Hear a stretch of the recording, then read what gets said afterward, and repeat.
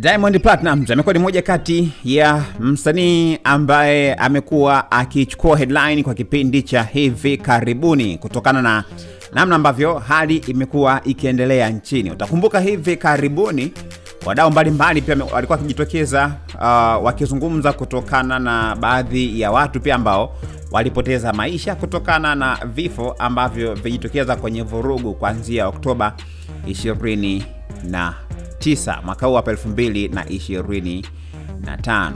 Sasa watu wengi wakanazungumza namna ambavyo wasanii walitakiwa kuwa mstari wa mbele kuweza kulaani kutokana na kinachoendelea, lakini baadhi yao wakawa wanaonekana wamekaa kimya, na baadaye ndipo ambapo baadhi pia wakaanza kujitokeza kwa kile ambacho walikuwa naamini kwamba ni kitu sahihi.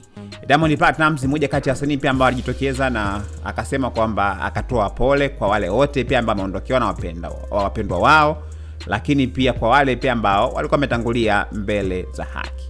Sasa kilichofuata hapo ni watu wengi ni kama walikuwa wameanzisha kampeni ya kumunfollow Diamond Platnumz kutokana na namna ambavyo yeye inasemekana au inaonekana kuchagua upande kuliko kuwa karibu na wananchi na kuweza kuwafariji wananchi kutokana na kile ambacho kinaendelea.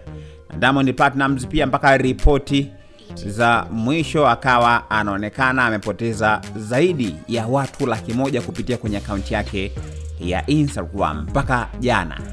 Sasa Diamond Platnumz pia yeye hajali chochote kile.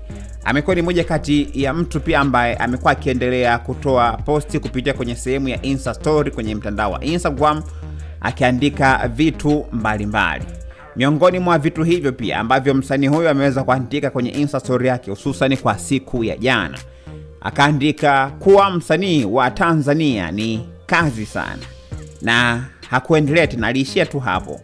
Naamini atakuwa amepokea maoni mengi sana kutokana na kile ambacho amekiandika. Utakumbuka pia yeye sio wa kwanza. Ndaro naye pia ambaye ni mchekeshaji aliandika kupitia kwenye Instagram kuwa msanii Tanzania ni kazi ngumu sana, kwamba haieleweki ni kwamba kitu gani pia ambacho unatakiwa kufanya na kipi ambacho hupaswi kufanya, kwamba haiko wazi kabisa. Na nadhani kutokana na namna ambavyo alikuwa akipokea pressure kubwa sana kutoka kwa mashabiki kwamba vitu gani waposti, vitu gani wasiposti, vitu gani wafanye na vitu gani wasifanye, sana nadhani ni kutokana na kujihusisha na siasa. Kwa hiyo wakawa anasema kwamba ni kitu kigumu sana. Diamond Platnumz hakuishia hapo tena, akaenda mbali zaidi, akaposti tena mara baada ya kile ambacho alikiandika. Akasema kwamba usiombe Mungu akupe mke au mume mnayependana tu, bali omba Mungu akupe mtu ambaye pia mnaelewana na wenye mtazamo unaofanana. Ndio kitu cha muhimu sana kwenye maisha, akimaanisha kwamba yeye na Zuchu ni watu ambao wanaelewana na wana mtazamo pia ambao unafanana. Lakini pia kuishia hapo, akaenda mbali tena. Kuna moja kati ya memes imekuwa ikienda viral sana kupitia mitandao mbalimbali ya kijamii, kuanzia kwenye WhatsApp status na sehemu zingine pia. Keki ambayo inaonekana ikisomeka pole na mabombabe, mlipuko ninaotaka ni wa mapenzi tu na sio vinginevyo. Akaenda pale akaposti pia kwenye Insta story yake.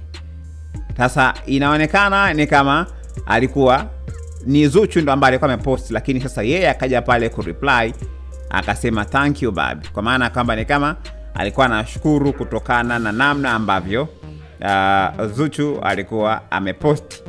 Na hii ni kutokana na namna ambavyo sasa hivi yeye amekuwa hajali chochote kile, hususan watu wengi wakizungumza kuhusiana na swala la namna ambavyo amekuwa akipoteza followers wengi sana kupitia kwenye mtandao wa YouTube. Mtazamo wako ni upi? Tuambie hapo kupitia sehemu ya maoni chochote kile ambacho unaona. Lakini pia sio mbaya kama ukasubscribe account yetu ya YouTube ambayo inasomeka Dodoma